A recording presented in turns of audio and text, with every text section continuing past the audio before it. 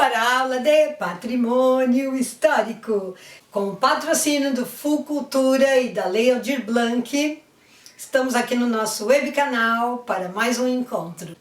Falaremos sobre patrimônio material do Espírito Santo. O que é um patrimônio material?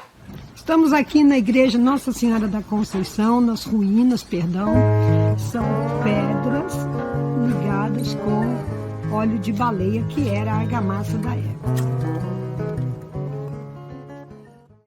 É o que o próprio nome diz. Material.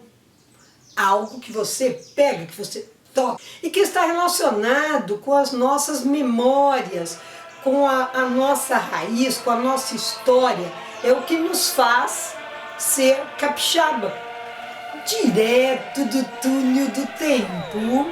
Vamos lá então.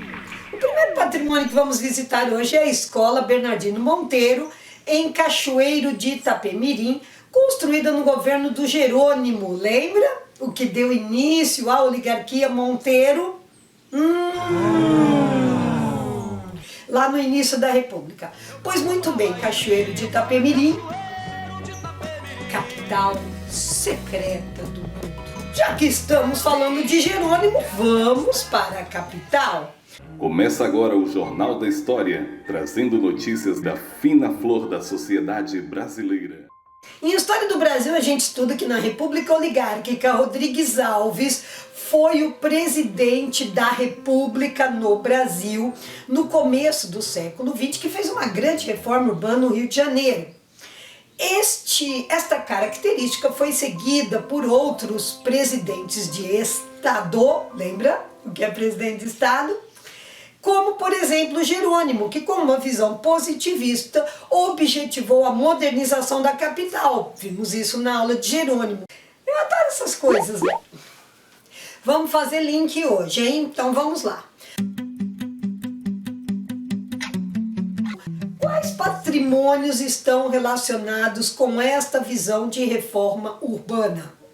Vamos a elas.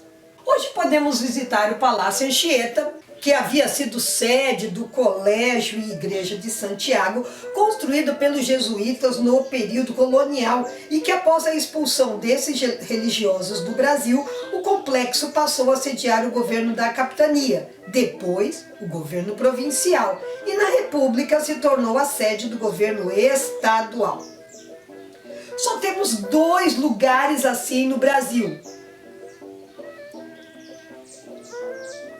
que de forma ininterrupta foi sede de governos estaduais. Chique isso, né? Tá curioso? Em qual é o outro? É do Pará. O Palácio Lauro Sodré, no Pará, em Belém. Jerônimo Monteiro deu ao palácio uma roupagem neoclássica com escadaria eclética e no paralelo contratou André Carlone. Lembra do André Carlone? Que a gente lá no comecinho, na aula de Muniz Freire, mostrou o mapa de André Carlone. Lembra? Nossa primeira aula. Faz um tempo já, hein? Tamo junto. Então, o Jerônimo Monteiro tinha contratado André Carlone para a construção, para fazer a nova sede da Assembleia Legislativa, onde era a antiga Igreja de Misericórdia. Hoje os 2 patrimônios estão tombados. Tanto a antiga sede quanto o Palacieto. É emocionante! Na Cidade Alta, a catedral em estilo neoclássico chama a atenção. Começou a ser construído nos anos 20 do século XX, portanto, há 100 anos.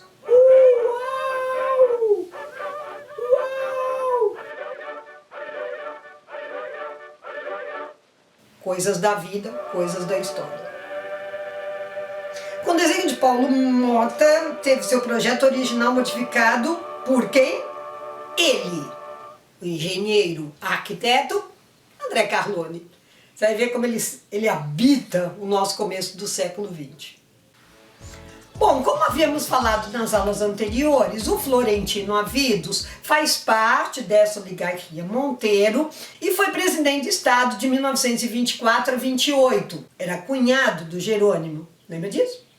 Felizmente ela é da turma de gente que faz. Passear no centro de Vitória está muito ligado a Florentino Avidos. Por isso que eu deixei para falar dele nessa aula de patrimônio material e não conversamos sobre ele lá na República Oligárquica. Olha que coisa impressionante, ele está em todos os lugares. Percebam. Na Cidade Alta temos o Arquivo Público Estadual, construído em 1926 para ser a biblioteca pública no primeiro andar e o Arquivo Público no térreo. Quem não preserva a sua memória pode esquecer quem é. Pensa nisso.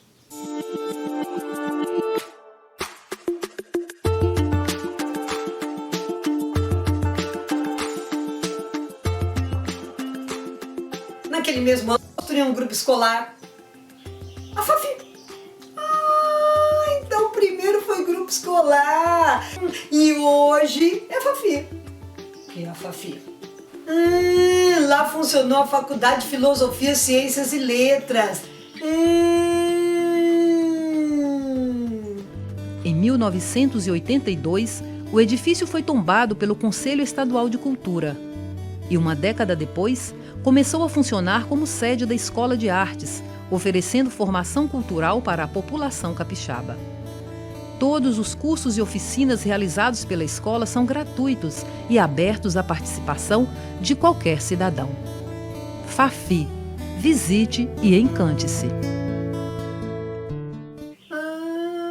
Isso mesmo! Mas tem o patrimônio histórico material que a gente vai visitar sempre. Tem pessoas que passam lá todos os dias. A Ponte Florentino Avidos e a Ponte Seca. Como falamos lá na terceira aula, foi construída na época do Florentino, por isso Ponte Florentino Avidos, com material importado da Alemanha e representa mais uma ligação da capital Vitória com o continente. Uau, isso não é pouca coisa. Faltava mão de obra e para isso foram atraídos trabalhadores do Nordeste, veio um núcleo significativo de pessoas do estado de Alagoas e que foram morar naquele morro em frente. Por isso, claro, né, Thaís, Morro dos Alagoanos. É esse governante Florentino Avidos que fez o mercado da Capixaba, também tombado, com pequenas ruas internas, com calçamento de paralelepípedos ou de pequenas bancas. Na calçada vendiam verduras, frutas, peixes. Em volta, nas lojas físicas, haviam mercearias. Quando começa a funcionar os galpões da Vila Rubi. Mas tá tombado.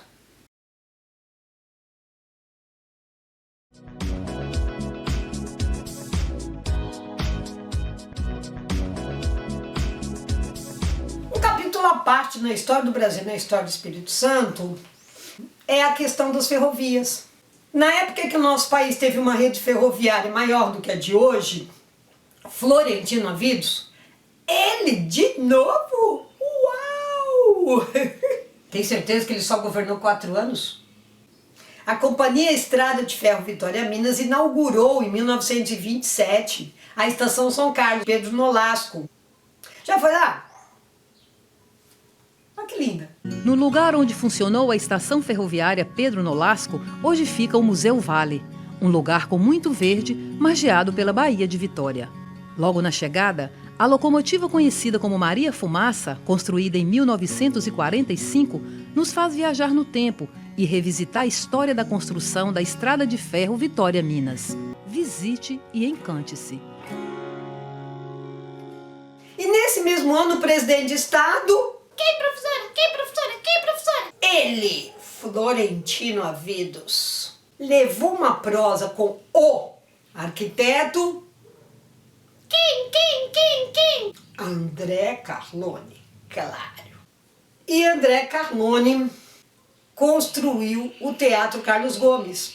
Nossa, que coisa rica! Com empréstimos do Estado, tendo direito da concessão. Olha que interessante. Tendo direito à concessão por 5 anos. Que lindo! Que fofo! Topou, né? Claro. Você sabia? Coisas interessantes que mudaram sua vida. inauguração preencheria a lacuna do Teatro Neopômene. Construído em 1895, o Neopômene ficava no Largo da Conceição, atual Praça Costa Pereira, no centro de Vitória. Mais precisamente onde hoje funciona um hotel. O teatro sofreu um princípio de incêndio durante a exibição de um filme.